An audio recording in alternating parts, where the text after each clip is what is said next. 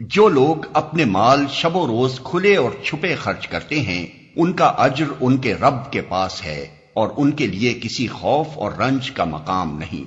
مگر جو لوگ سود کھاتے ہیں ان کا حال اس شخص کا سا ہوتا ہے جسے شیطان نے چھو کر باولا کر دیا ہو، اور اس حالت میں ان کے مبتلا ہونے کی وجہ یہ ہے کہ وہ کہتے ہیں تجارت بھی تو آخر سود ہی جیسی چیز ہے، حالانکہ اللہ نے تجارت کو حلال کیا ہے اور سود کو حرام۔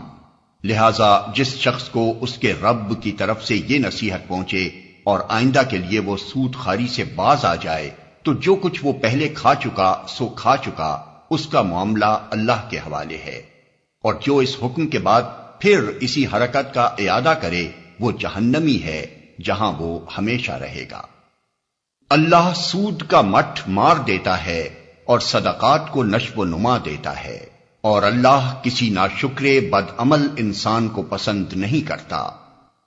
ہاں، جو لوگ ایمان لے آئیں اور نیک عمل کریں اور نماز قائم کریں اور زکوٰۃ دیں ان کا اجر بے شک ان کے رب کے پاس ہے اور ان کے لیے کسی خوف اور رنج کا موقع نہیں۔ اے لوگو جو ایمان لائے ہو، خدا سے ڈرو اور جو کچھ تمہارا سود لوگوں پر باقی رہ گیا ہے اسے چھوڑ دو اگر واقعی تم ایمان لائے ہو، لیکن اگر تم نے ایسا نہ کیا تو آگاہ ہو جاؤ کہ اللہ اور اس کے رسول کی طرف سے تمہارے خلاف اعلان جنگ ہے۔ اب بھی توبہ کر لو اور سود چھوڑ دو تو اپنا اصل سرمایہ لینے کے تم حقدار ہو۔ نہ تم ظلم کرو نہ تم پر ظلم کیا جائے۔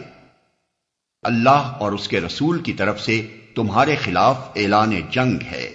تمہارا قرض دار تنگ دست ہو تو ہاتھ کھلنے تک اسے مہلت دو، اور جو صدقہ کر دو تو یہ تمہارے لیے زیادہ بہتر ہے اگر تم سمجھو۔ اس دن کی رسوائی و مصیبت سے بچو جبکہ تم اللہ کی طرف واپس ہوگے، وہاں ہر شخص کو اس کی کمائی ہوئی نیکی یا بدی کا پورا پورا بدلہ مل جائے گا